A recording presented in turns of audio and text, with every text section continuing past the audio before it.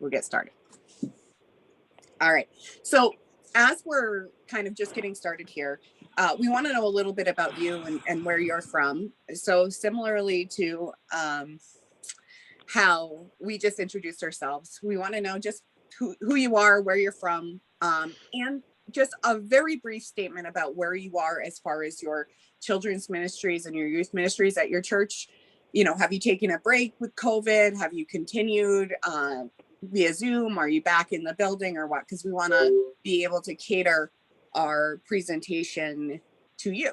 So I am going to ask Lori to start.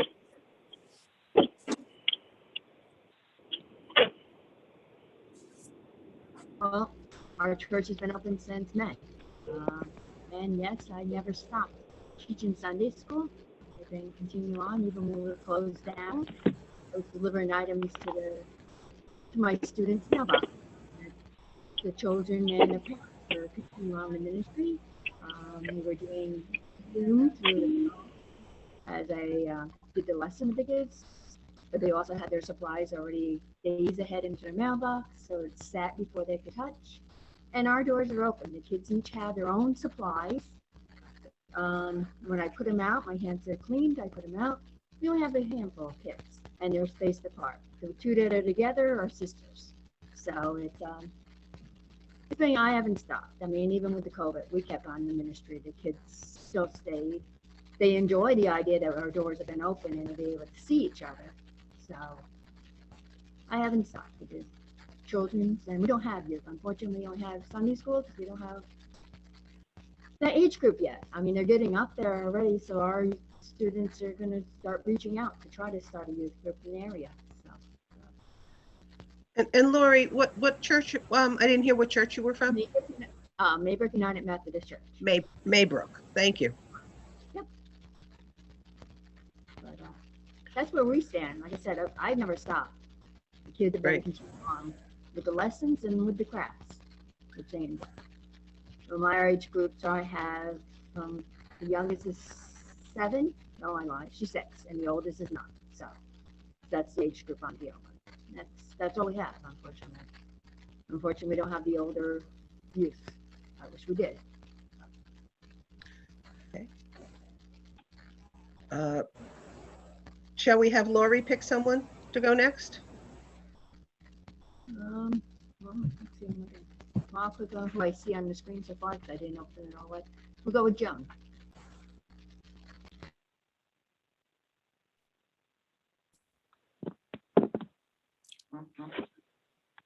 Joan?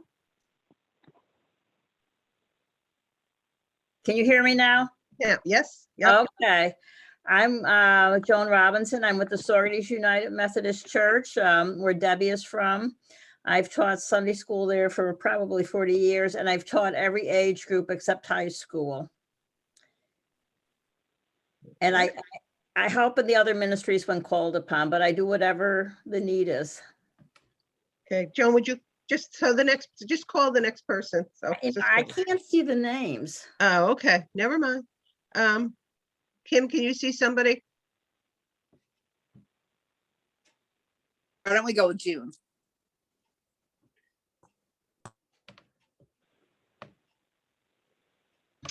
Hi, I'm June Abrams, and I'm from the Collinsville Methodist Church with Kim.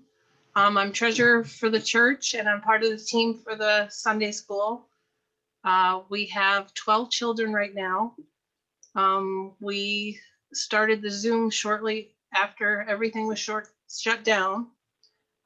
We actually gained for our Sunday school on the Zoom because we have kids that come from over an hour away that join us on Zoom. The kids we have met, once we met at the Minekill State Park where everybody could be spaced out. The kids were all excited about that. We hope with good weather coming, we will be able to meet in person again. Our church does Zoom twice a month.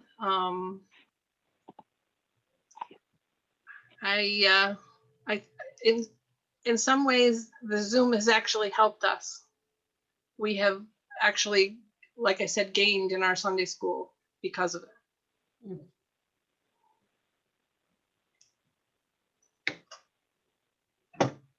Kim, I don't know if you want to pick someone else because Yeah. I How can't. about Rebecca? I'm Rebecca Leibowitz from St. James in Kingston. So our building is undergoing a major construction project and has been usable only for worship since about September and will be that way until at least mid-April. So we've really needed Zoom. It's been an interesting thing to be doing that. We have 2 Sunday school programs going on Zoom for kids, a mixed age class for pre-K through grade 5 with Godly Play and take home crafts and community service projects that we're doing. And then a teen class for grades 6 to 12 that's mostly sharing and talking about their lives. Messy Church is currently on hold because the construction prevents us from having a large enough room or a parking lot even that where it would be safe to have it. But I am very involved in Messy Church USA as a regional ambassador for them now, and am hoping to help others get started with that if they're interested in our area. And we will have Messy Church again after construction is done. So that's how we're doing so far. It's small, but good. Oh, and I should pick somebody. How about Jane? Hi, I'm Jane from the Jane Dakin Memorial Church. I'm lay leader. Unfortunately, the first shutdown, our Sunday school teacher is does not have a computer, and so it's been a struggle. We've been trying to keep in touch with the kids. But I'm looking forward to when things open up a little bit and we can bring the kids back. Especially it was our turn. We share with Reservoir, and it was our turn for the Messy Church when the shutdown first happened. And we'll be looking forward to that, doing that.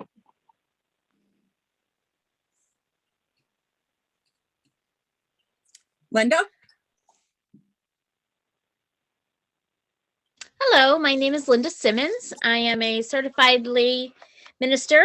I'm covering Livingston Manor United Methodist Church, but I have been active with the youth in the Liberty and White Sulphur churches, which is where I had originally come from.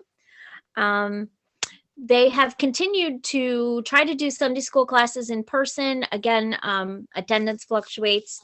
They've done some Zoom sessions, things like that, but I'm hoping that as we start to get more people back in church, that we can actually do a youth service. And that's kind of where I'd really hope to be involved in assisting with that for some of the different, youth in both churches, as well as the other surrounding churches that we're involved with. Thank you. Christy? Good morning, everyone. I am from Grahamsville United Methodist Church.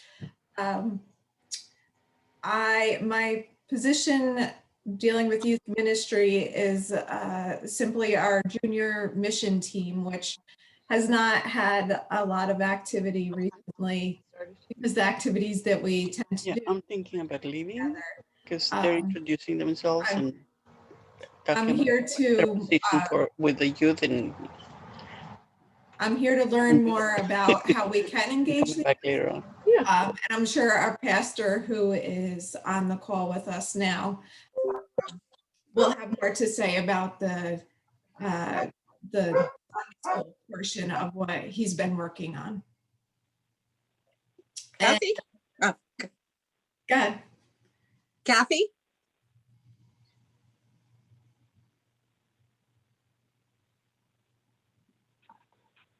Not sure if Kathy is there. Julia? Hi, I'm Julia Davis with the Bullville United Methodist Church.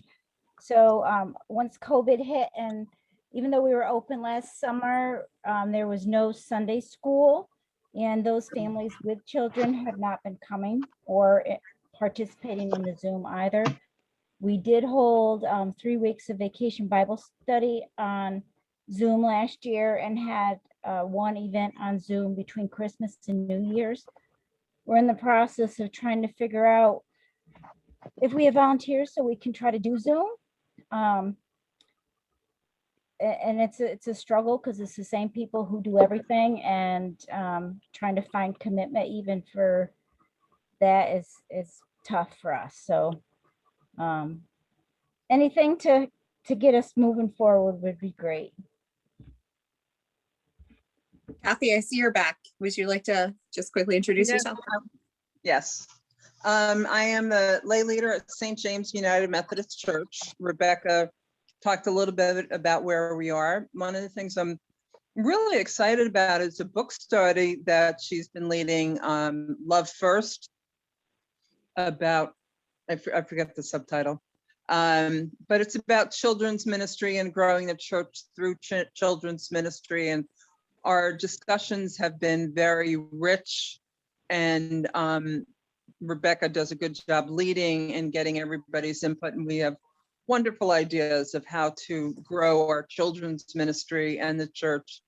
I'm the lay leader at St. James and have been active with Rebecca with our, first it was Waffle Church and then Mesty Church, helping with the Sunday school as the second adult because of our safe sanctuary policy, and stopping in whenever I can for the youth Sunday school because I love playing with colors and playing with the kids and being just a big kid myself.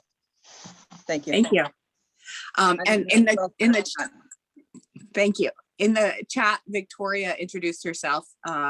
She is the Galaxy here. She said she's from Asbury and Greenville, and she's been emailing her lessons and sending out mailings. Sayang, did I say that right?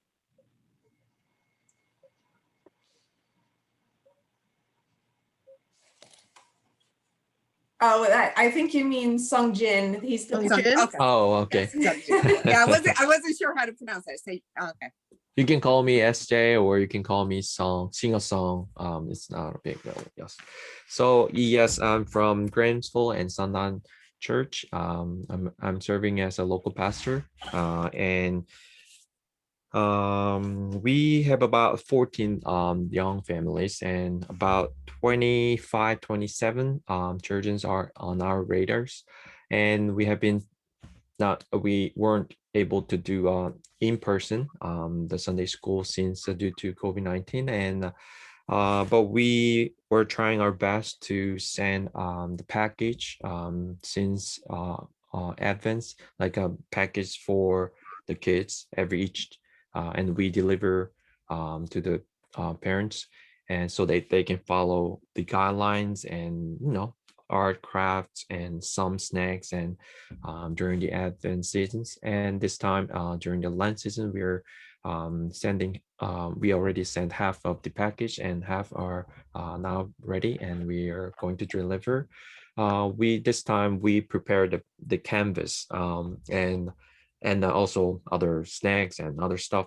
So, but the canvas is a very important part this time. So we asked the parents and children to think about, and there are some scriptures regarding to the Jesus's prayer time, like daily prayer. So we ask parents and children to make art regarding to their prayer, such as if you have any prayer requests, just draw your art or your creativity into the canvas and ask them to send back to the church so that I can post or put on the wall, and then share the pictures, take the pictures and share pictures of prayer with the church congregation. So that's how we are doing these days.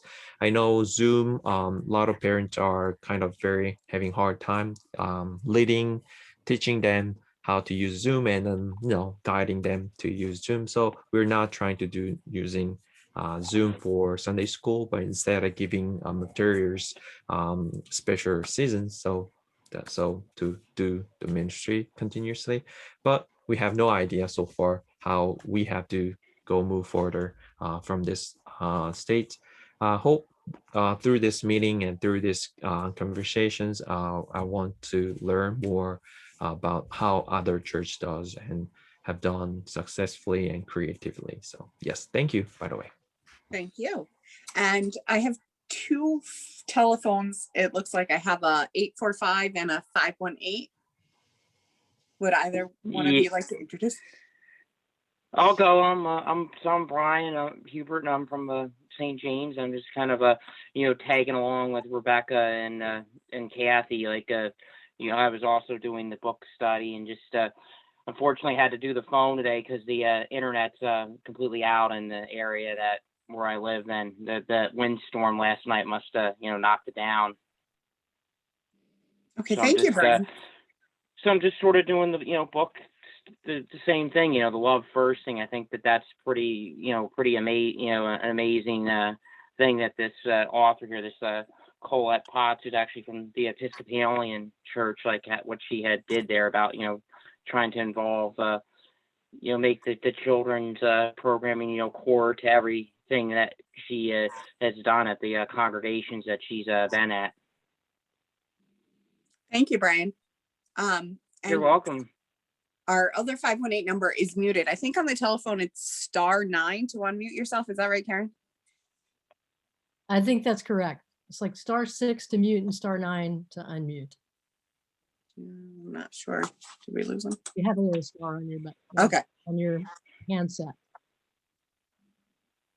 right. Well, welcome. If you can figure out how we can see your hand raised. I don't. Right. That's it. Andy. Does anybody have any help? I've never called in to a meeting via Zoom, so I'm not sure how to guide someone too much. I will search for the way. I will search for the way to do that. Go right ahead. So we have our technical support here. Thank you, everyone, for sharing and welcome.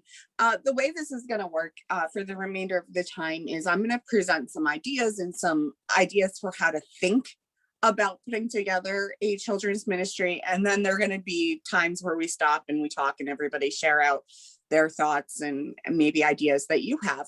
And then we'll transition to youth ministry where Debbie will pick up and kind of do something similar with youth. So whether you're teaching children at this point, or you've never done it, or you've done youth, I think there's something in all of it for everyone. So we are going to stick to our time of 12 o'clock so that everybody can go ahead and have, enjoy the rest of your day. We want to respect your time.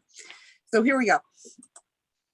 So I want to start by just making this statement that I have up on the screen, and that's that you may have a Sunday school program already. You may call it something different. It doesn't really matter what you call it, but you can evolve it into whatever you're willing to make it. So if we come into this fresh Sunday school year, whether you're going to start in the fall or you want to start, 3 weeks from now, it can be whatever you're willing to make it. You can make changes. You don't have to do the same thing that's been done in the past. And we encourage you to do that and to create a team of people that are going to support you in that journey. So a few big ideas that you might want to consider before you restart, or move forward. We have people in all different places here. If you haven't started, make sure you give yourself time to prepare. If you're going to try something new, don't start tomorrow. Maybe give yourself a few weeks to think about that and to get all your materials and your thoughts in order. And I think this next one is really critical. Anyone that we're involving in children's ministry has something to bring to the table, whether they've worked with children before or they're brand new. So an important part of the conversation is going to be, what are the strengths of the leaders in your program? Do you have somebody that's really musical or artistic, or somebody who just can build relationships with kids easily? And if you can identify the strengths of your leaders, you can create a program that is more inclusive and productive and meet the goals of your church. Another thing a few people have brought up is that we live in a lot of different communities. Some of us are rural, like Conesville. Some of you live in more suburban or urban areas. We all have a lot of assets around us, whether they're within our church, different programs and people, or they're in our community. They could be people in our community, they could be places in our community. But when you take a community approach to your children's ministry, you're going to find that there are a lot more opportunities than maybe you've seen in the past. And because we are talking about kids, we need to keep kids at the center. So make sure that everything you're doing revolves around the children you have in front of you, not the children you had 20 years ago or the children you want to have.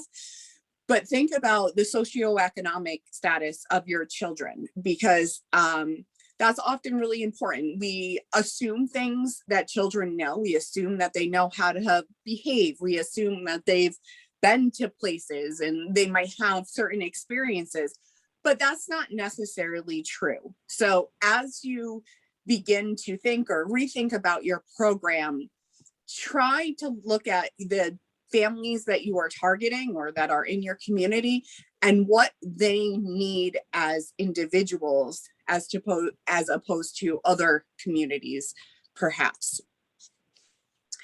And I think the last piece I have up here is really difficult at times, and we've even faced it, and we've been doing this, a lot of us have been doing this for years.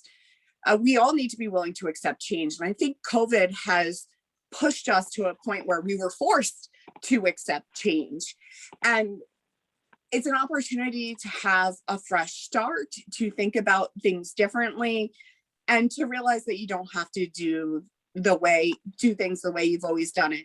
And maybe it's a time where you might want to talk about shifts in leadership.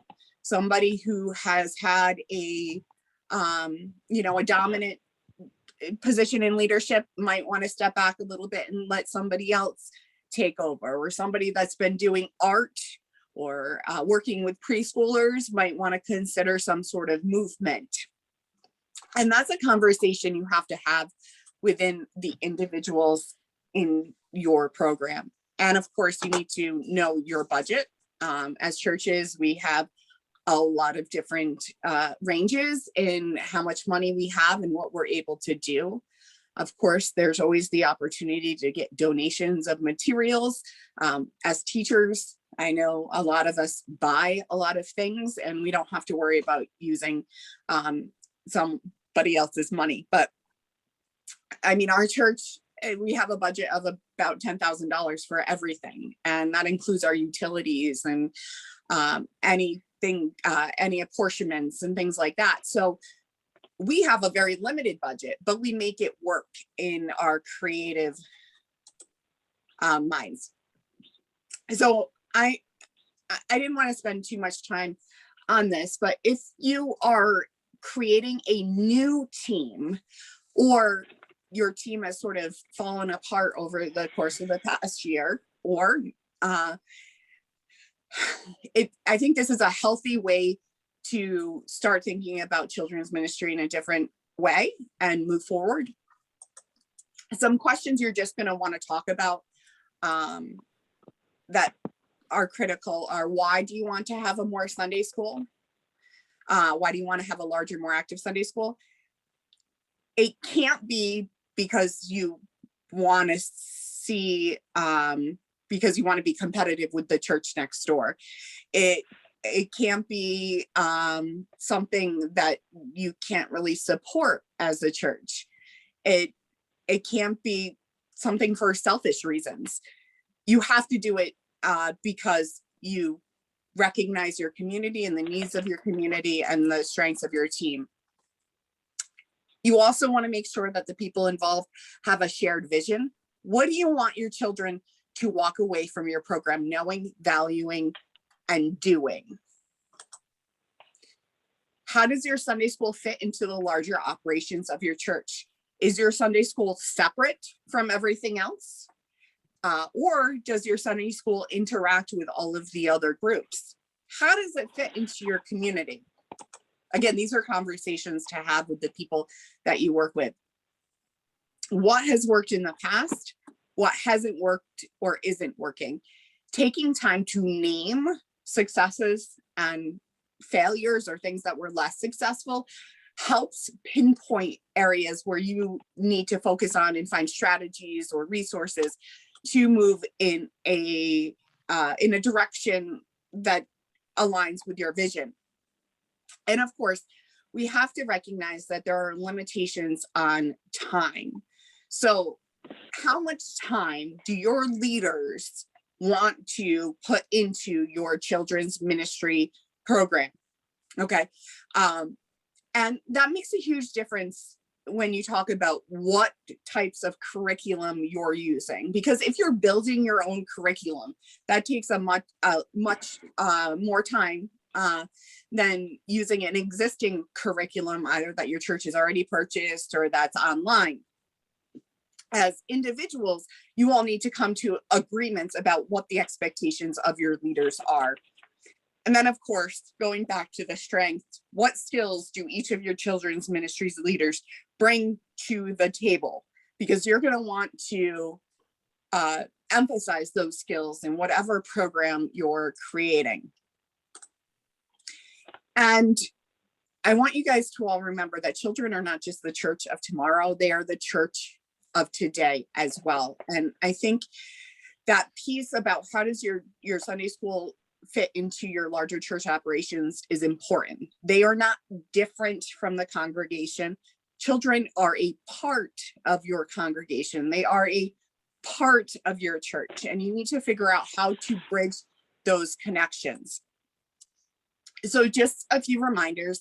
You need to follow safe sanctuary policies. Every church has one, and the district has monitored our production and usage of those. Be aware of any COVID policies. Karen went over a lot of those. It sounds like a lot of you are already doing things like having separate materials for each student that is coming. You might arrange your room in a way, in a different way than you normally have, depending on the size. We use Zoom all of the time at this moment. So you might also want to consider alternate locations. Maybe you don't have your Sunday school in your church or the building where you've always had it. Maybe you take Sunday school to a different place. And of course, just a reminder, please make sure your children have Bibles that are accessible to them and that are appropriate for their age. There are a lot of different Bibles out there, ranging from, the beginner's Bible to the adventure Bible type thing, the Common English version. Make sure your children have those, whether they're at home or in the church, and that they know how to use them. Kim, can I share a photo at the moment? Sure. Go ahead. Of something, if I can. Where is it? While we're waiting, does anyone have? There it is. Okay. Oh, is it there? There. So this is what I'm planning to do for the fall when we're hopefully back together. Is I went to the dollar store and picked up one of these dollar store shoe boxes. And when Kim talked about the having everyone have their own materials, this is kind of what I'll put in it. And the only thing I had to buy was tape. We had everything. I'm taking the markers that we have in our big paired container and gonna divide them up and put them in. And we've had crayons and glue and whatnot, but this way everyone has their own. So I just thought I'd just give you an idea of something you can do when you're back together. Thank you, Debbie. And we all know that children are watching our every move and listening to every word. We all know that, but I think sometimes we need to remind ourselves of that. And we want to be focusing on forming relationships with our students and building trust. And I know in our community, some people have been resistant to send their kids to Sunday school because they had a bad experience, whether it was in a different church or when they were growing up in our own church. And we want to make sure that children feel comfortable with us and that strong relationship is there. So there are three main models of Sunday school. Of course, there's a lot of others out there. If you're like us, you might move between them, or you might have just one method or model that you use all the time. So some churches use a station rotation where each Sunday school leader runs a station that's connected to the lesson in a way. So you might have your leader who is a storyteller, and then another one who teaches the kids music and crafts and snacks and games. If you have a large space, that works well with COVID. If you only have a few rooms available, that's something that you might not be able to do yet. You could take the one room approach, which is actually what we use. We have ages 4 to 13 at the moment, and we all work together and team teach. We plan together, we talk about who's doing what, and then the other support in whatever way necessary. With this approach, we have to make sure that all of our materials reach our youngest and our oldest, and the oldest doesn't seem too bored. And we have to make sure that any crafts we do also connect with all of them. Again, we're using Zoom, everybody's in the same room. So we use the one room approach.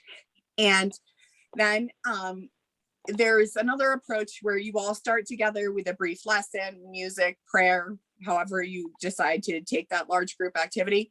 And then you break out and leaders become specialists with a specific age group. This is where you have your preschool Sunday school teacher and your upper elementary, or however you choose to group your kids.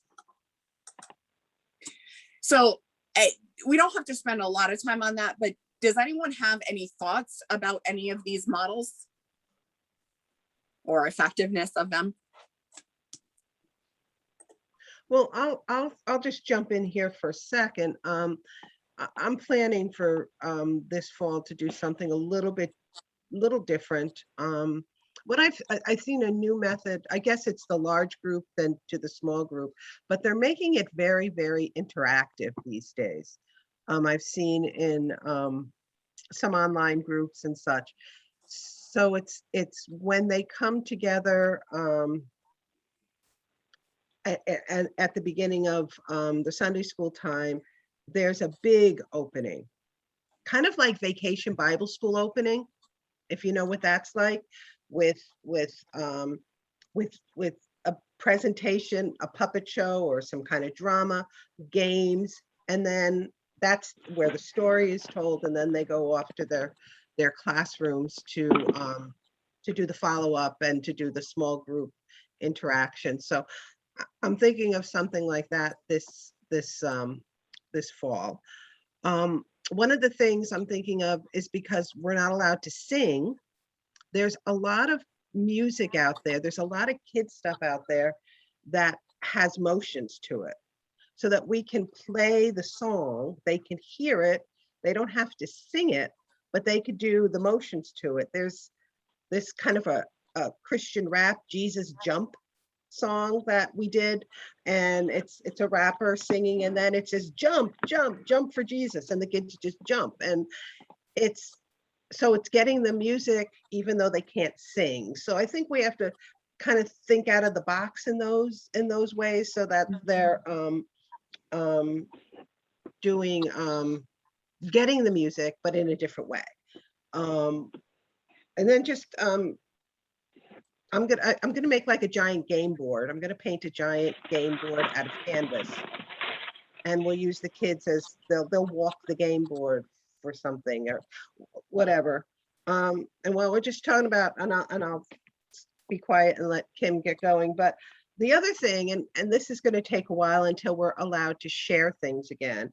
But I liked, have any of you ever used Legos in your Sunday school? Legos are great. So there are these books, if you could see, building faith brick by brick. I should have had a picture, but I didn't. And it's by Emily. There, I'll put it. You'll get the recording. There's two of them that I have, and this one's the parables. Anyway, our kids love this. So when we're doing one of our lessons, we will have them. It's got lessons in using Legos, and again, you have to wait till we're all able to share things again. But I would recommend those active. They do love to do active things, drama, and so on and so forth. Okay, Kim, back to you. Any Or other anyone thoughts on else. any of that? Okay, so just a note on the time of Sunday school, again, kind of breaking with things that we've always done. Think about when you offer your Sunday school time. We realized that a lot of churches choose to offer it at the same time as their church, and then children never get the opportunity to become church attendees. You know, they miss out on that experience. We have ours in the morning, and our church is in the afternoon. But what works for your families and what works with what you want to accomplish? So I'm going to go into some ideas that might freshen up what you do. And some of them you might not be able to do yet, but they're ideas that you might want to begin to incorporate into your ministries. You might want to think about having a big kickoff celebration if you don't do anything like that. For us, our Sunday school year runs from Sunday school to May, because we all need a break in the summer. And we always have a kickoff celebration in September. And sometimes that involves us going someplace else. So we will go to apple picking is our big celebration. We invite our families out and we go to a local apple orchard. They get to meet each other and we purchase the apples for them. They pick them. And we pay for it, and we have donuts and we go on a hayride together. We do something that gets them excited to be back together. We also, especially with Zoom, have been able to bring in a lot of different guests to our ministry. And even when we're in the building, we do this. So the New York Annual Conference has an excellent resource, which will put you in touch with missionaries. So our Sunday school has established a relationship with a missionary from Brazil. So we meet with Emily every few months. So far, we've met with her twice. And she talks about life in Brazil and what she does and just different elements of being a missionary. And she actually teaches Sunday school on those days. So that's a change of pace for our kids. They love having somebody new on Zoom and they love building relationships. We also were able to bring in a Christian author. This summer, I bought a whole bunch of children's books. And one of those was I Am God's Storyteller by Lisa Handy. And as I was thinking about new things we could do, I hit the back of the book, which had an email address, and I emailed the author and said, would you be willing to come to Sunday school? And she did. She actually came twice. The first time she read the book and we talked about, because in the book, it talks about how the Old Testament has all these people who tell stories about God. And then it goes into Jesus. And then it tells kids, hey, you have a story to tell too about God, but it doesn't have to be in writing. It doesn't have to be in speaking. You can do it through art. So we initiated with our kids a challenge and invited them to create a story about God. And some of them did sculpture. Some of them just did drawings. And she came back the following week and they were able to show her what they had learned and what stories they wanted to share about God. So I'm finding that children's books can be a starting point for thinking about what you want to teach kids, and it kind of livens it up a little bit. You know, we still kind of do, but when you teach the same lesson every year, by the time your kids are 13, they get really bored of it. And in a one-room Sunday school program, we constantly have to change what we're doing in order to keep our kids coming. This week, we have a retired art teacher coming in who is doing an Easter craft with our kids. So a guest, she's also a Christian from a local church. We're building connections within the community. We've had musicians come in and teach our kids how to play drums and guitar. And then we've went to church and played songs with our musicians. So that's one way you can bring in other people to your ministry. Again, using Zoom, if you happen to do that. Missionary, you can do at any point. Musicians might be a little bit more difficult to do on Zoom, but I'm sure there's lots of people in your community who have a talent or an art that they could share with your children. And I think it was Rebecca who talked about how you're involving your kids in service. We find that's really important too. Again, building connections between your children and your community is important. You know, we are the hands and feet of Jesus. So what we teach them in our Sunday school programs, they need to see application of outside of the church doors. So we do a number of things every year, and some things we do every few years. But the VA hospital in Albany loves to get Valentine's cards for Veterans Day. So every year, our kids create handmade Valentine's cards, and they send messages about God. You know, God loves you. We're thinking of you. We adopt grandparents at our local senior citizen facility. There's 120 seniors there, and the kids either make or put together some sort of gift, and then we deliver them and carol. So the kids interact with every unit and almost every senior citizen there. We have a Veterans Day celebration where the kids sing, patriotic songs, God Bless America. They lead a prayer, and they connect with veterans. You can do things like collect donations for a local food pantry or a local animal shelter. We did one year, and then the kids delivered it and got to meet the animals. We also recently were able to collaborate with a local movie theater to bring a Christian movie to the area. And that was a pretty large success for what we weren't sure was going to happen. It was the Wyndham Movie Theater. We just called the guy up and said, "Hey, have you heard of this movie?" And he had said, "No, but I'll look into it." And then we sponsored a movie day, and we paid for tickets for just about anybody who wanted to come. And then we put the word out there, and other people showed up and bought tickets and supported the film. And it was there for, I think, 2 weekends. And we tried to get as many people as we could in groups to go. Again, a different idea. We're not used to doing things like that, but it got people there. And June mentioned this. We like to take it outside, and we like to do lots of field trips during our Sunday school time. So instead of meeting at the church, we meet off-site where we do faith-based activities. So we rented a roller skating rink last year, and we invited our kids and kids from everywhere to come. And they only had to pay like $2 for their skates. We've been to the state park where we had an outdoor lesson. They did watercolor painting based on a story we read, and they were able to do fun things like a scavenger hunt. That was completely social distanced and an amazing day. We've done snow tubing in the winter time.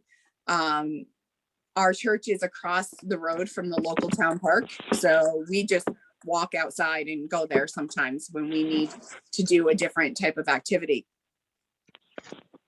Another idea we've had, but we haven't been able to pull it together yet, is to pull together a group of kids to go to Kingdom Bound, the music festival that's held at Darien Lake. June, do you want to just kind of talk about what happens there. June's our resident expert on Kingdom Bound. I'm not an expert. I've been there several times. Um, we love it. There's all kinds of music for them, Christian-based music for them to listen to. They do have speakers. They have a campground that a lot of groups will have their youth groups organized and they run 4 days. And it's all different performers that they hear on the radio and stuff that they can enjoy. My family was looking forward to going last summer, but with the pandemic, it was canceled, of course, and they just rescheduled us all to go for this summer if you wanted to. Now, I don't know what's going to happen this year either, but hopefully eventually down the road, we will be able to do stuff like this. So it's something to keep in mind for later on if you can't do it now. One other thing we did years ago, which there has been interest from our church, is the Sight and Sound Theater in Pennsylvania.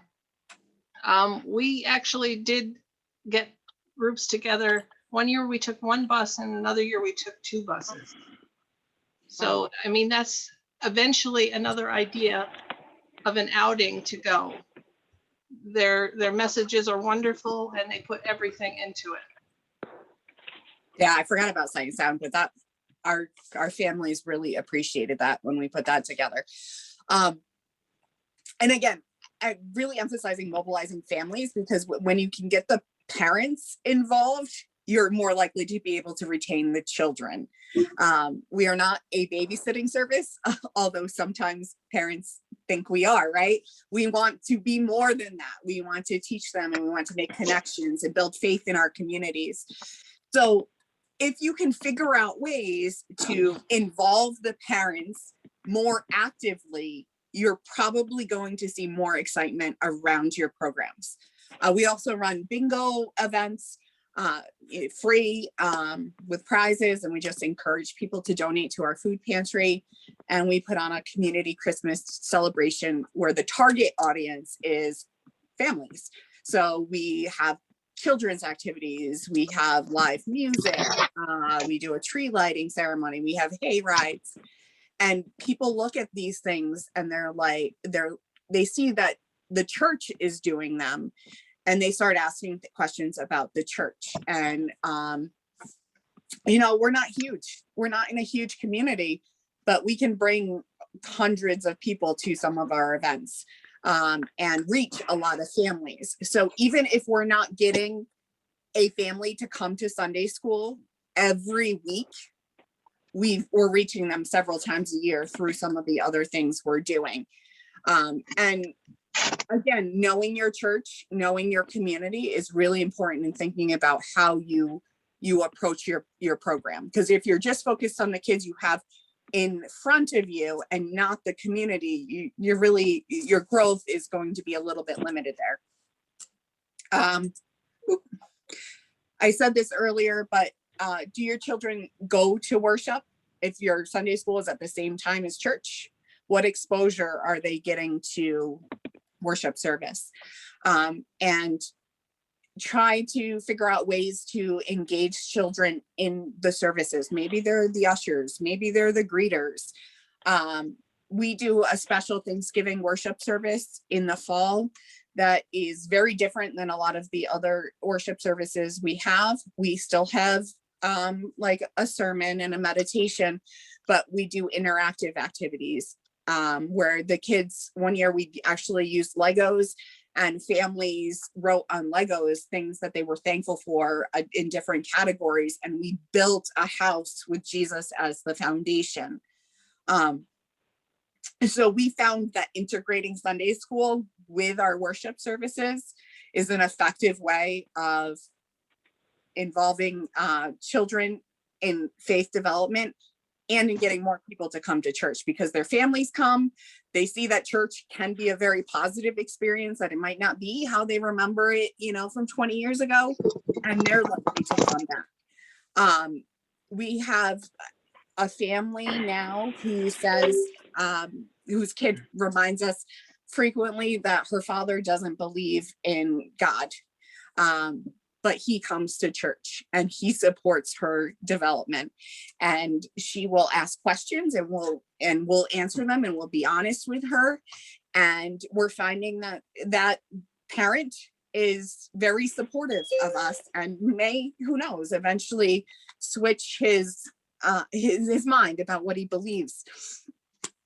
And Debbie pointed out a few things related to this.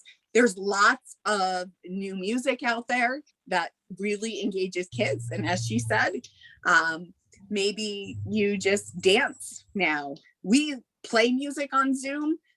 Sometimes the kids sing, sometimes they dance, sometimes they just listen.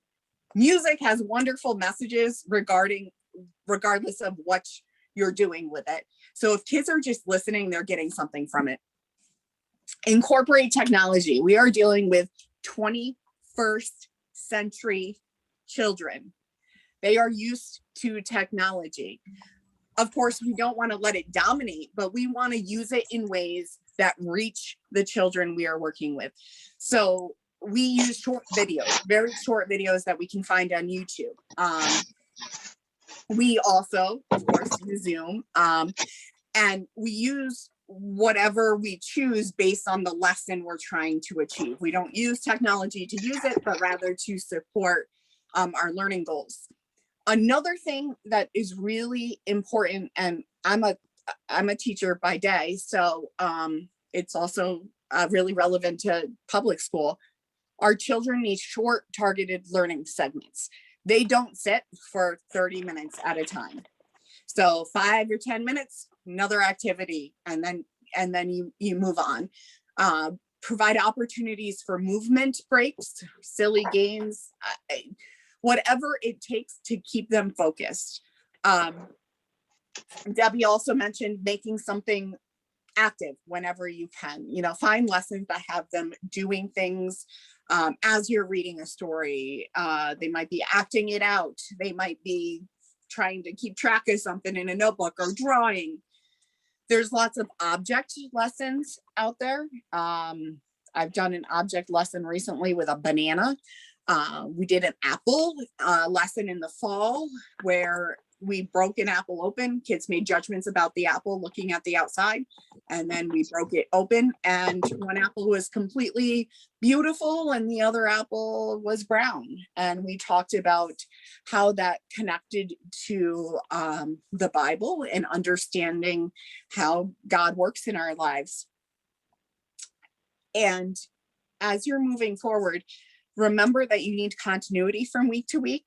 Your routines should be somewhat similar, but more importantly, you need to make sure that a child who hasn't attended can still follow along with your lesson. I think that's about it. And one final note, communicate with your families, keep them in the loop, build bridges, send emails often, have conversations on social media. When they're picking up their children, engage them more than, see you next week. So I just want to spend the next maybe 5 or 10 minutes before we make our transition to youth, talking about what ideas you might have. And I will actually put them on this slide before I email it out, so everybody has access to them, or what you're thinking right now. So feel free to unmute yourself and talk.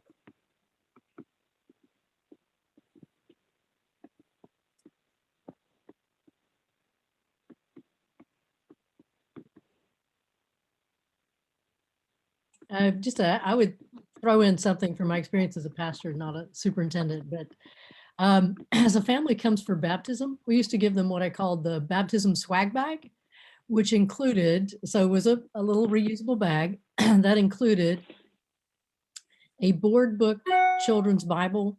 The Deep Blue series is excellent. So either the board book, which toddlers can chew on, Pastor Hong, you might think about this for Junji, and or the storybook version of the Deep Blue Bible, which is excellent. The Lutherans have a great book on parents living into baptismal promises developmentally. It's called like 101 Ways to Live into Your Baptismal Promises. So some guidance for parents. a storybook they could share, a Bible storybook they could share with a prompt question for parents. How to teach your kid at home, how to nurture faith, 101 ways to live into your baptismal promise, along with the certificate and a couple of other things. Because too often pastors, I'll speak for pastors, have complained, people brought their kids and had them baptized, we never see them again. Well, we also need to equip them for tools as parents raising their kids at home. And a lot of times they don't necessarily bring them to Sunday school, obviously, until they're about 4 or 5. So if we nurture at that moment of infant baptism and celebrate and say, here is your toolkit, and we are here to help you nurture your kid in faith and nurture your family's practice. We're doing ministry. It's not about waiting for them to show up at Sunday school, but what have we done to equip them as families, and especially parents of newborns, to nurture faith in this very tiny person? So we had our little baptism swag bag. It's an affirmation of our support of this family and some tools for raising our young kids in faith. I'll just jump in. One of the things I think we need to do is when we regather, and I'm trying to be very optimistic. I'm hoping we'll be able to regather in person for those of us who haven't been in the fall. We have to think about spacing and the utilization of our space. So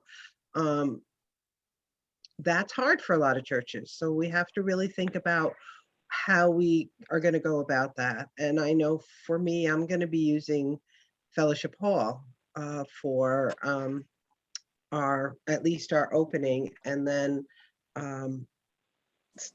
separate kids out later into classrooms. But one of the things that we did in our church is in our classrooms, we have folding tables, but they're quarter-size folding tables. So if you put, they're those plastic ones that everybody has, but if you put 4 of them together, it makes one big long table, but you could space them apart. So we did this several years ago.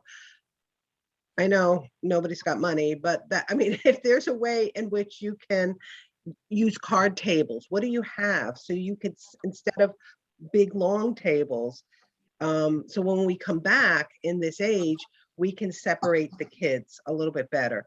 And remember, siblings can sit next to each other, so that always helps when you're thinking of those things. So this is something we're going to be doing, is making use of the space differently, because we have to. Making sure we may even have the kids come in and wash their hands when they come in, just because. They're kids and they wipe their nose and they do whatever, and pass around hand sanitizer or whatever. So those are kind of the things that I'm thinking of safety wise when we go back, which I think we need to do. So that's what I wanted to add. Does anybody else have any other ideas? Sure. I was actually just. Oh, go ahead. I was actually just thinking that one of the interesting things that they had from the book that we're reading at St. James, the Love First one, was actually that one of the things that they were doing with maybe a little bit of the older kids was they were actually taking like regular, chapter books, normal, not necessarily like, Christian books, but normal books, and then looking at how that they, the issues in the book, and looking at the different, decisions that the characters make through the lens of what they've, learned in Sunday school. And I just thought that, that was kind of interesting, them, taking that step to do that. Thank you. Like, yeah, some books that kids might be familiar with. I agree with Brian. That's an idea that we got in that book and have been using in Sunday school.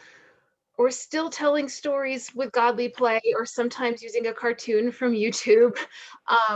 But since so many kids in class have not gotten to interact with other children and adults in a normal fashion in a whole year, I'm finding it really helpful to be taking out books from the library, about social interactions or ethical situations that went well or didn't go well.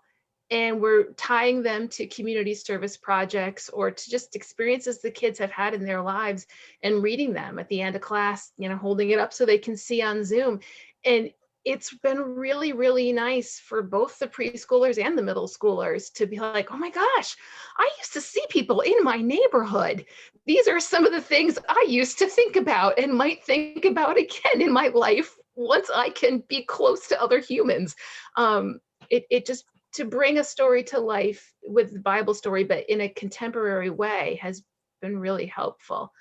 The other thing along the lines of what DS Karen mentioned, we've been giving a board book to families when their baby is baptized, but I'm also trying to get each family a copy of Children of God's Storybook Bible by Archbishop Desmond Tutu, because the stories are so lovingly told. The artwork is very inclusive, so it doesn't just look like Jesus is from Minnesota, which is really helpful. And so what we're doing is emailing our class list every week and saying, this is what we're doing in class. This is what you'll need to pull out from your supply bag. If you can't make it, you can find the story on this page in your book. Because life being what it is, not everybody can get online every week. And they seem to be liking having easy access to a short version of the story to read at home. Great. Thanks, Rebecca. Anyone else? A lot of great ideas that are being generated. Again, we're gonna make sure that everybody gets all of these and gets a copy of this slideshow themselves. And you will get that through a district email. And there's some additional resources on here. And if you want to continue the conversation, my information will be here along with a link to our church's Facebook page, which is where we kind of publish what we're doing. And I put my phone number there. But now, before I turn it over to Debbie, just remember that time spent ministering to a child is never wasted, and you're doing something at the most critical time of their lives.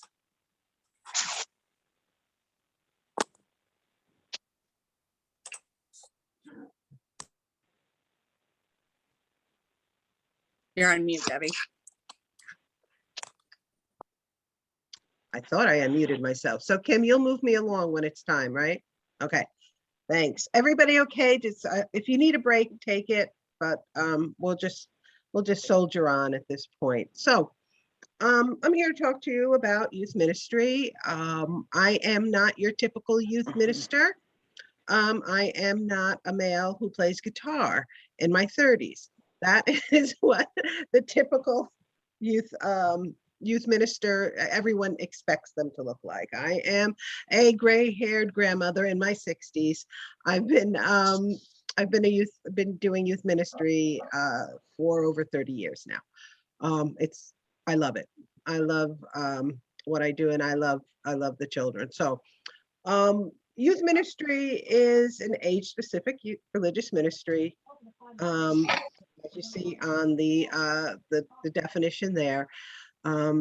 Faith groups or other religious organizations carry out our youth ministry to involve and engage with young people who attend their places of worship or who live in the community. So there's all kinds of youth groups you can have. You can have the high school youth group. You could have a junior high or middle school group. You can have an upper elementary group, or you can have a combination of both. Here in Saugerties, go back.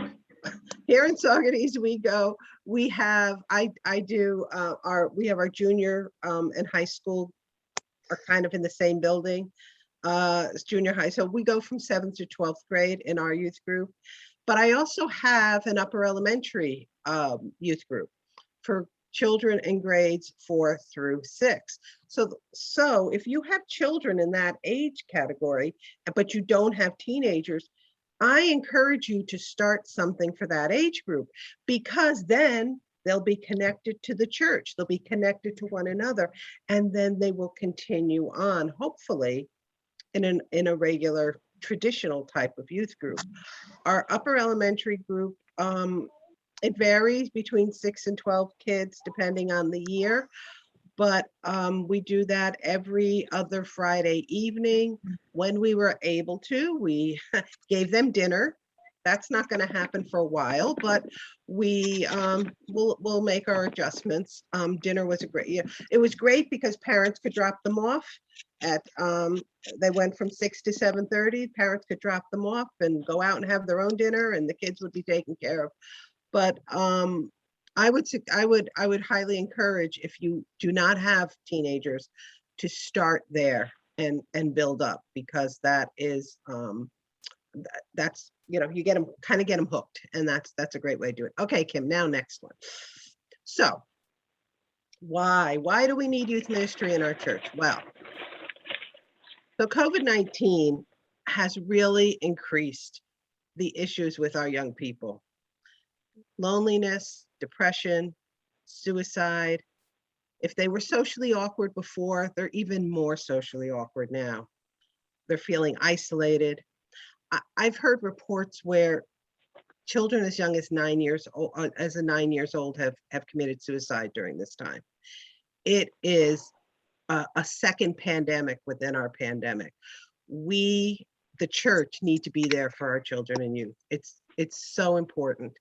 And I'm afraid that when they get back, especially those in high school, they're going to be expected to know what they're, well, in 11th grade, you should know this, and this is what you should be doing, and you should be ready for your college applications, without realizing that these kids, even though they've been learning online, it's not the same. They've lost a lot of learning and social interaction. So we really need to be a safe place for our kids. They're going to go through a lot. It's going to be hard for them to come back. It really is. So we, the pressure is going to be on them, and then that's not even, taking into account the normal things that they would do, the active shooter drills. Imagine if you went to work and well, maybe some of you do, those of you are teachers, but every once in a while you have to do an active shooter drill. I mean, that alone would make you crazy. I mean, that adds to their anxiety. It adds to their stress.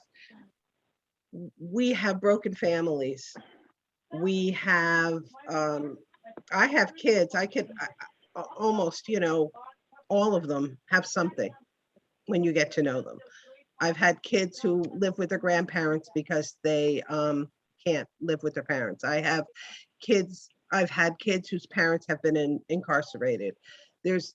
I've had kids whose parents have been addicted.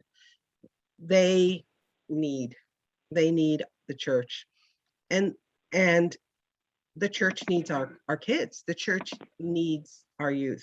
They bring so much life and so much joy into the congregation. We need them. And again, they need acceptance. They need a safe place where they can be loved and understood. So I would encourage you, if you have one youth, if you have two youth, try to find a way to connect with them. However you can do that. I'm very, very concerned about my particular youth. They don't want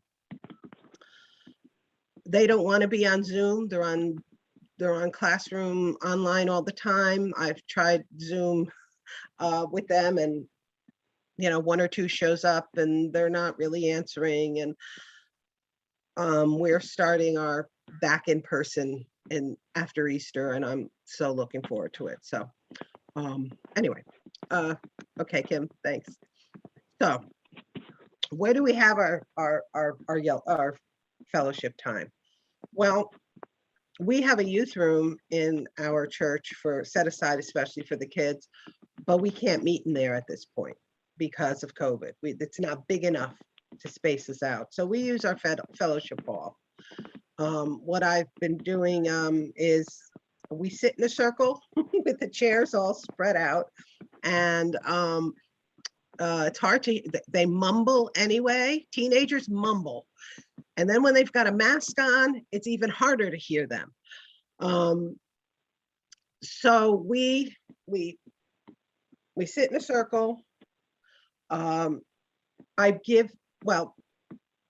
I'm going to share what I do with them. This is what I have in my, I have to find it. Okay. Let's see. All right, in my youth room, I have shoe bags. The shoe bags are for the kids to put their items in that they would use every week. Normally during non-COVID times, that's where their cell phones go. But at this point, we use this to put their things. And then I will now show you what, let me see. I will show you now what is in them. If I can find it, there we go. So this one's mine. I've got my candle for prayer. I've got a couple of markers and a pencil. And so this is what each of the kids have in their little packet with their name on it. And if there's anything else that they think they're going to need. So we meet in a circle. I use a whiteboard. That's what, so in what you saw in the picture is they have a regular marker, but we have a whiteboard marker for each of them. And we will use the whiteboard a lot. So, and you could do this in Sunday school as well. We will use, I will take a game of Pictionary, and the day before or whenever I set up, I will put Pictionary, 5 or 6 Pictionary cards on each of their chairs. And then they will each pick one from their thing and, you know, go up to the board, and everyone has a chance. So we're distanced, but we're playing games that way. Sometimes I will, you know, come up with my own words that have to go with the message. So we will do that. We'll also, so we are not playing as many of the games that we like to do. However, we can play other games. I saw somewhere, I haven't done this yet. My kids love to play manhunt around the building. They love to run around and play manhunt. Well, I saw where you can, instead of tagging them, you use pool noodles. I have pool noodles. We play pool noodle hockey. We do all kinds of pool noodle things. So we could still play manhunt, but they will have to, instead of touching each other, you know, hitting each other, they touch them with the pool noodles. I saw where you can do the same thing, like making a foosball, and if you have enough space, and the kids sit in a chair with the pool noodles and a beach ball, and they can't move. They're 6 feet apart, and they play with the foosball. Anyway, so we are now spread out, and we're very blessed. We have a big space to do that. If you don't have that, you can certainly go outdoors. One of the things that I will be doing this, once we gather together starting in April, is we'll be going on a prayer walk.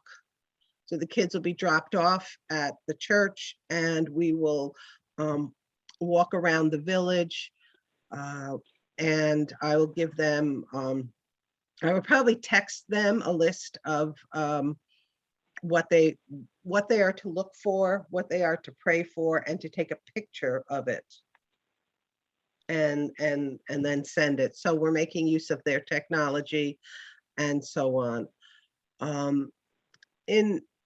In better times, you can meet in private homes when we're able to gather in more normal fashion. one of the things I did with my youth is for the high school kids, we would have a once a month dinner with Debbie, and I'd give them dinner at my house. And we just make tacos or spaghetti, and we would just have fellowship together. There was no Bible study, there was no anything but sitting and sharing and being together with friends. And they loved it. They loved it. I had one boy who broke his foot that day, and he insisted his mother bring him with his broken foot in a boot. And it was, I have pictures of us trying to get him in and out of the house. It was quite interesting, but it's a fun thing. So you can think of different things like that. So just be creative in how you use your space. And I understand smaller churches don't always have that option. And even bigger churches where we use our building for so many things. So I'd be happy if anybody wants me to come and visit sometime and help them to figure out how to use your space. I'd be happy to do that too. And remember, safety, we have to be really obviously safe these times more than ever, but just in general. We have to be sure that we're being safe. So when we have it, it's really, when we came here to Saugerties, we canvassed the kids and the parents and said, when's the best time? And we gave them, we didn't like go crazy. We gave them a few options because you can't, if you give them too many options, you can't choose. So, we 6 to 8 o'clock at night on Sundays worked. And that's what we've been doing. And again, find out what's worked. In another church I was in, we met after worship. We gave the kids lunch. The parents would, most of the time, the parents would volunteer to cook lunch. And we stayed at the church, and we gave them lunch, and we did it then. So it really just depends on what's the best for your particular group. So I would say canvass them, but don't give them, just give them like 2 or 3 choices. One of the things is, I think it's really important that your youth program is regularly scheduled. I know not every church can do every week. We are able to do every week. So my kids know if it's Sunday at 6 o'clock, it's youth group. Maybe you do it every other week or whatever it is. Find a way or send out a schedule so that they know. But if it's hit or miss, they're not going to know that it's time to go. And I know that it could be difficult for some people, but I would encourage to make it a regular. So if you're doing it once a month, it's always the first Sunday of the month or the third Sunday of the month. So that, or the Saturday or whatever it is, so that they know that, oh, if it's this day, it's youth group. And then do a calendar of dates if you can, especially for the special events you may be doing. We have done many special events. We probably not going to be able to do it again this year, but we usually do a haunted house at Halloween, which is just, the kids just love it. It's fun. I know it's, we have people say it's not very Christian, but it's fun for the kids, and we have to remember fun.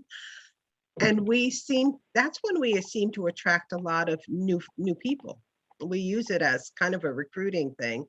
The kids bring their friends because come on, it's fun. We do this thing, we get to scare people, and we take over the whole church building. And we've had over 100 people walk through our haunted house. And it is really a fun thing. So that's one of them. Okay, Kim, we can go on. So who do you get to be involved with youth? So you have to have, following safe sanctuaries, 2 or more unrelated adults. And I should have put also non-cohabitating. So yeah, non-cohabitating. So that means people who may not be related but are living together.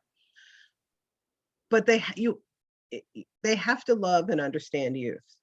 It's not going to work if someone doesn't get it, and you have to kind of get youth. And it doesn't have to always be your pastor. Pastors are not always equipped to be youth leaders. My husband's a pastor. He's at our youth group, but he's at our youth group. He doesn't, he's not the leader. He's there because I kind of make him go, but that's a whole other story. But the kid, and it's good for the kids to get to know him, but it's not his gift. And not all pastors have that gift. And I think we as church people tend to think the pastor should be able to do that. I think the pastor should be involved, and however the pastor can be. But I also think if it's not their gift, it's not going to work. So I would encourage you to try to find people who who love kids. Definitely have to have background checks.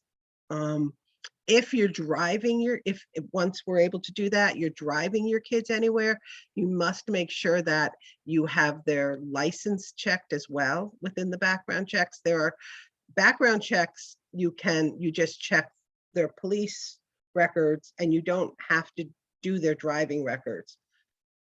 Make sure for your youth people, if you are driving anywhere, or even your Sunday school people, if you drive your kids anywhere, you really need to have their driving checked too. That's really important. So your church kids and their friends. We tend in our youth group to have half and half. We have half of our attendees are church kids, and half of them are their friends or other people from the community who have found out. And it's really, really important to open it up to the community however you can. So whatever you use, if it's your Facebook page, if you're in Facebook groups, whatever, to let the community know what is what's happening. One of the things, kind of back to the Sunday school, and I'll do something probably with youth ministry, is I'm going to try to do a sample Sunday school in the summer with my kids and record it. I'm going to ask my youth who know how to record and edit to come and record it for me, and then put it together. And I am going to put it on our Facebook page and some other pages to advertise our Sunday school. I'm going to make sure I have permission from the parents to do that. Anytime you put kids or youth on any kind of social media, you must have permission for that. So that's another thing we want to be careful. We will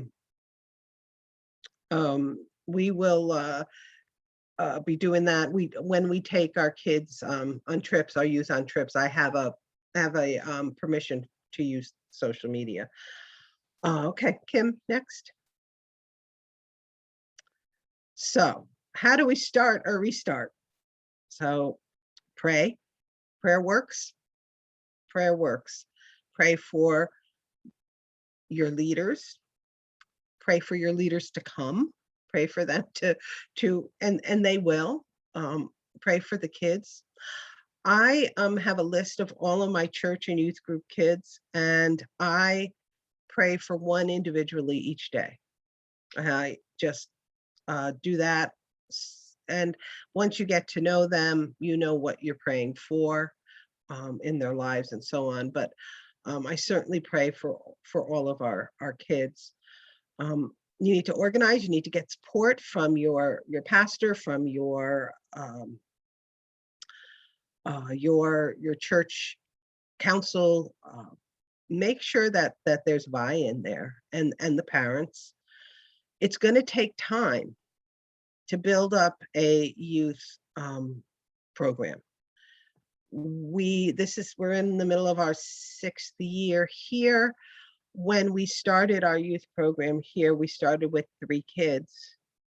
And then over the years, we have gone from the 3 kids, we've had as many as 24 kids. Last year, before COVID, we were between 16 and 20 kids every week. But we started with 3. So don't be discouraged. Those 3 are important. And if all you have are 3, you're going to get them through all that stuff we talked about at the beginning. It's really, really important. So set a budget if you can, ask for donations. We would get a lot of snacks donated. We can't do snacks now, but once it's because we meet on Sunday evenings, we would use leftover coffee hour snacks, and that was always fun too. So that would work. But it doesn't have to take a lot of money. You can ask for donations. We have rummage sales at our church. We get all kinds of things donated. I go through everything before the sale opens, and I pull out whatever I can use for my Sunday school and my youth group. I've gotten the best costumes that way, let me tell you. So you can you look through wherever you can. Again, use social media to do to advertise, to let the kids, let the people in the community know. And I use it for our kids. They get texts and group texts, and we have an Instagram page for our own youth group, and I'll talk a little bit later about the Instagram page for the district that we've just started. We plan a yearly event. We do a mission trip. Now, not everyone can or wants to do a mission trip. That's fine, but plan something. A camp out, a lock-in, a trip to an amusement park, something that they can work together to fundraise for, and so on. Working together builds so much great community for them. They've got a shared goal. They're excited. We haven't.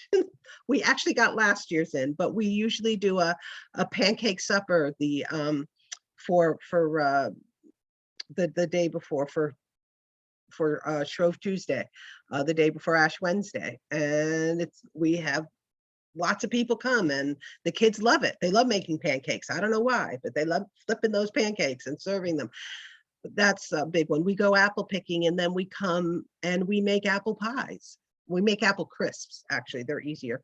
And we sell those to the congregation. So they are involved in whatever it is. So whatever they decide or you decide that, but I just think of something that they can look forward to is really great. We always have games.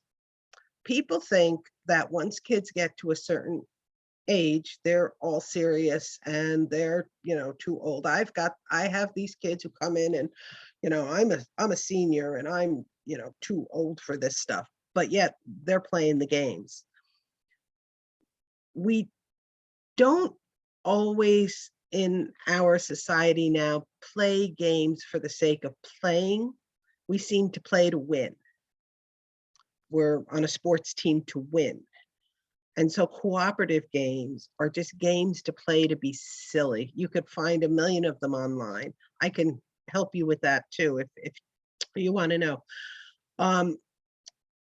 There's some real, there's Honey If I Love, there's crazy games. There's a game that they from 30 years ago to now called the fruit game, where you sit in a circle and somebody stands in the middle with a pillow, and everybody becomes a fruit. So instead of me being Debbie, I'd be Apple.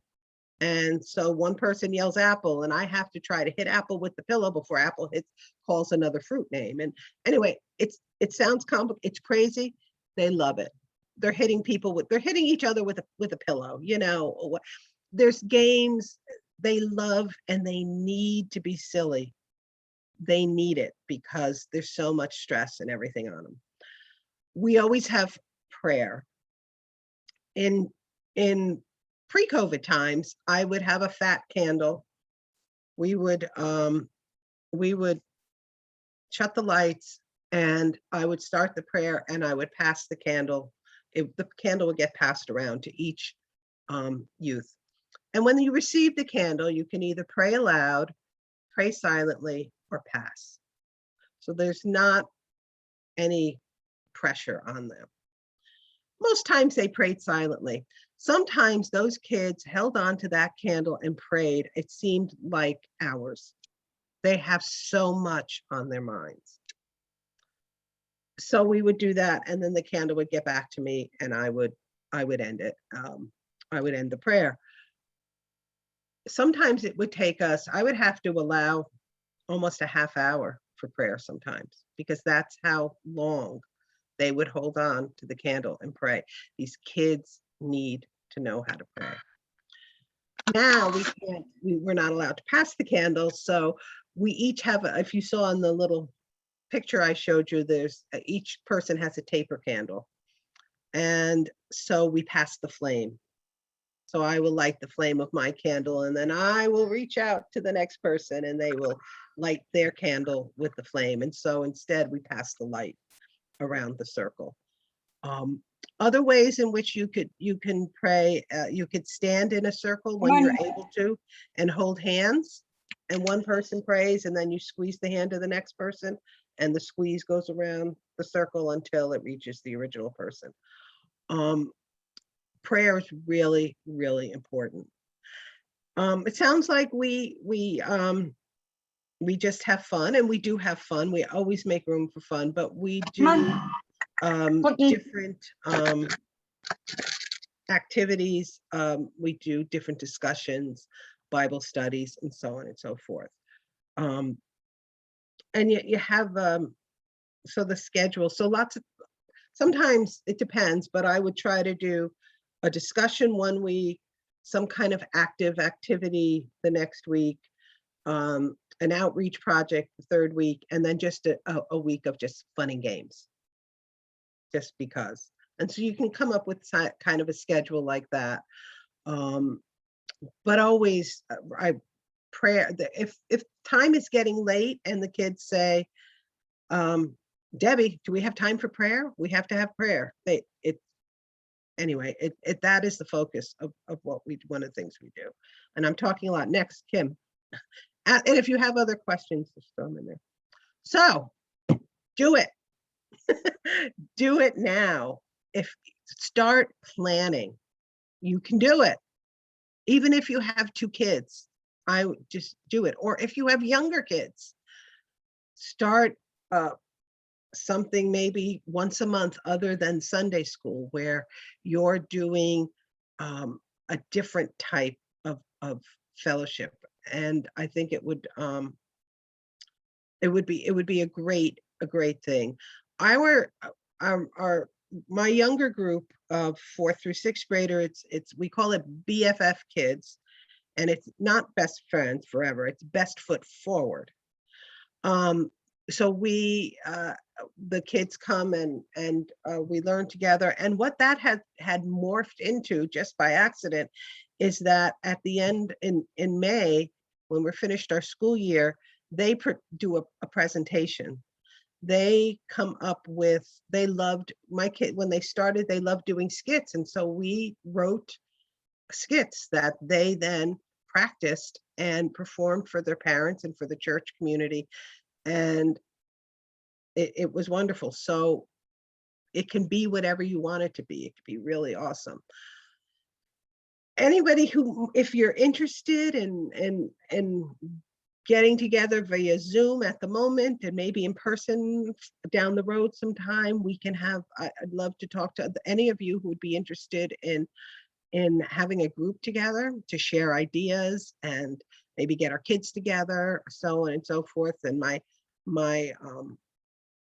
info's there. And so Kim, next page, please. So we have started a district youth Instagram page. So it's for youth in grades 7 through 12 throughout our district. We need to have parental permission to add them to the page. So I can't just, I have requests for my page that I don't know who they are because I don't have the info from the parents or the pastor. So I think, if you have kids in your church youth in this age group, I would encourage you to have them. The thing is, the kids, they don't want to be on Zoom, but they're all on their social media. That's one of the things. So I would, that's our email address. So have your pastor or someone give me permission and what the child's name is, and we can add them to the page. We're going to do a weekly devotion or a challenge or a question. And it's a way to connect the kids, the youth together. I forgot to mention, but I am the chairperson of our district council on youth. So we are planning to do some joint youth events over the next while, as soon as we're able. Our first event we want to do is maybe a hike this fall coming up. Sung is on the committee too. And that was the hike was his idea. So we're thinking of that, and maybe getting some hoping that we'll be able to gather together to do some in-person things. So this Instagram page would be a great way for our kids to get to know each other before they know each other. Be kind of a fun thing. So I would really encourage you to push that forward. I've talked a lot. You can tell I'm a little passionate about what I do. I love my kids, and your kids too.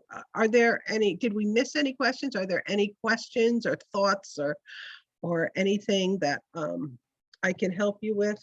We've got a couple of minutes left to keep to our time. Anybody?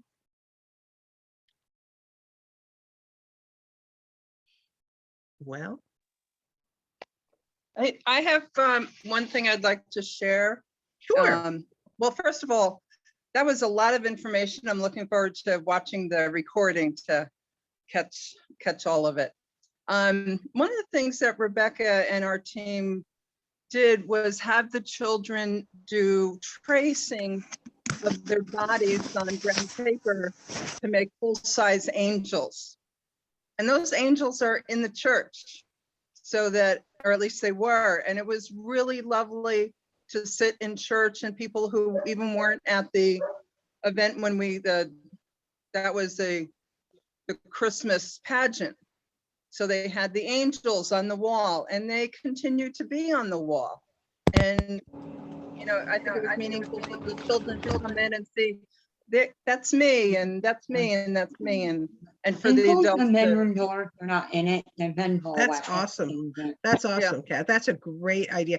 And that's another thing is getting them, children and youth, involved in church, in the worship. And that's one way, by having their art in there. We have had our youth be lectors. We don't collect offering anymore, but when we were collecting offering, they would collect the offering. We had them, involved. We've done a Children's Sunday at the end of the Sunday school year, where the kids do the whole service, children and youth, which is always a lot of work, but it's just so great for them. And I think it's and we do a Christmas pageant, which is always wonderful. I think children and youth, it's such a safe place for them to test their wings in front of people in their church, that it's safe for them to, they can have a safe feeling to go up and recite a line or do a reading or sing a song. And it's a place where they're loved and accepted, and people aren't going to really, they have nothing to be afraid about. So I really encourage that wherever you can do that, it's so good for them. It's just a really safe place. But yeah, think of your congregation. I love that idea of the angels. That's wonderful. What else can they make banners to go in your church? We generally do a Palm Sunday parade with the kids on Palm Sunday, and they make banners the week before in Sunday school, and then they parade during the first hymn, and they parade around the church a few times and yell Hosanna, and it's kind of fun. And next year, I keep saying to myself, next year, we'll do it next year. Anyone else has anything to share? I wanted to say thank you. This has been really wonderful today. All the hard work you've put in, and really great ideas, and especially some of the different stuff, because I think a lot of our families are feeling zoomed out. Your phrasing was absolutely correct. They've been on Zoom all day for school, and some of them are just, a little frustrated, like they're not up to doing it again. So I think having fresh ideas and different things we can do is a good way to start focusing. And really, thank goodness, I got to tell you, it's nice to see the snow melting and a little bit of grass out there, because it's giving us a little bit of hope. So a little more hope, I should say. We've had plenty of hope. We just need a little more, and new sunshine and brightness to start leading us in a better direction. So thank you. I just wanted to say, I think that this has been a wonderful thing, and I really like that I think that like this goes along well with what we've been doing for our study. I think particularly at St. James. I think that just keeping love and positivity is a great thing like that I'm hearing here, that because it's like it just seems like there's so much kids are struggling with so much elsewhere, that trying to make this be a positive safe place seems like such an important thing, and escape from all that from the rest of the world. They all need it. They all need it. And be creative, like Kim was saying. Be creative, find different ways of doing things. We could figure it out. We're all smart here. We're all creative. We can all do it. If we work with children and youth, you have to be smart and creative. So we're good. So anyone else have anything they want to share? I would just add to what you said, Debbie, and say that just as a reminder, you're all experts in your kids and your community, and what works for you might be slightly different than what works with the church next door. But through things like this, sharing ideas, you never know what you're going to find that you can tweak to fit the audience that you have. And, a one-size church doesn't fit all, and we need to be comfortable with that. And we need to be comfortable with change. And like I said at the beginning, I feel like COVID has pushed us as a church, as a conference, as a world, to realize that we need to be flexible and we need to be adaptive. And it's a chance to start over or start different things in our communities. I'd like to thank all of you for coming and, signing up for our workshop. And I hope that if you guys have any further questions, you'll reach out to us, or if you want to share ideas, I'm sure we could maybe periodically collect ideas and put them out through the district, right, Karen? Absolutely. We're going to email a resource list of what was shared here. And we will make available the video through some avenue, and we'll work on ways to get you information and platforms where we might share ideas. All right.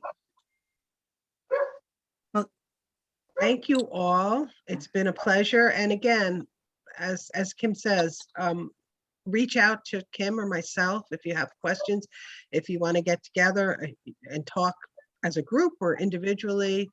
We're both happy to share any ideas and resources that we have. We'll stay on for a few minutes if anyone wants to stay on and just chat. Yeah. Thank you. Feel free to go have lunch.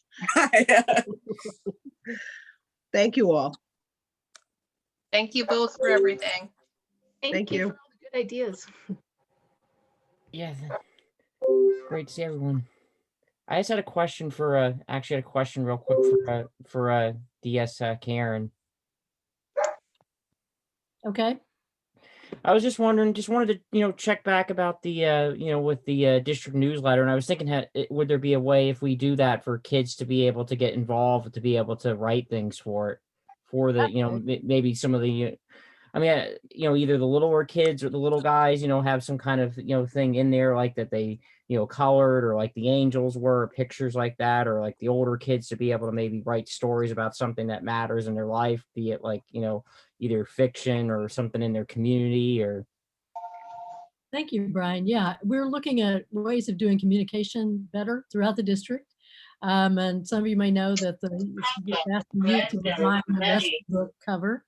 So we'll be thinking about ways to include art and thoughts of our youth and children in our communication. So thanks, Brian, for raising that. You're welcome. Yeah, and let me, if you need any help, like, trying to write like articles or anything, or things like that, I could probably try to pitch in with that, with my experience in doing journalism. Thanks, Brian. You're welcome, and thanks everyone for hosting this. And you have a great day now, and a blessed day. Thank you, Brian. Same to you. Great meeting you, Debbie. You too. Goodbye. Thank Bye. you. Thank you for Thank you. all the work that went into this. Thanks, everyone. Thank you.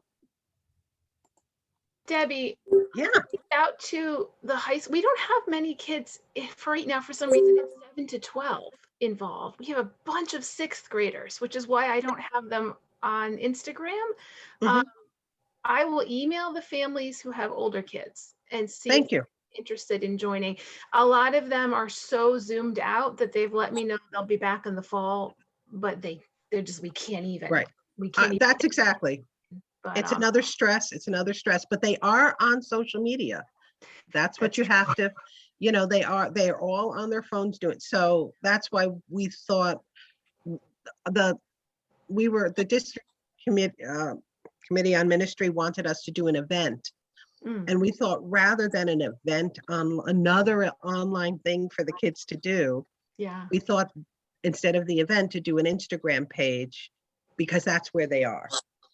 That's a great idea. So far, we haven't had a lot of response, but they're, they look at it at least, so, but we don't have a lot of kids signed up at this point. So we're hoping for more. Yeah, I'll work on that. Thanks. The idea of the hike for the fall.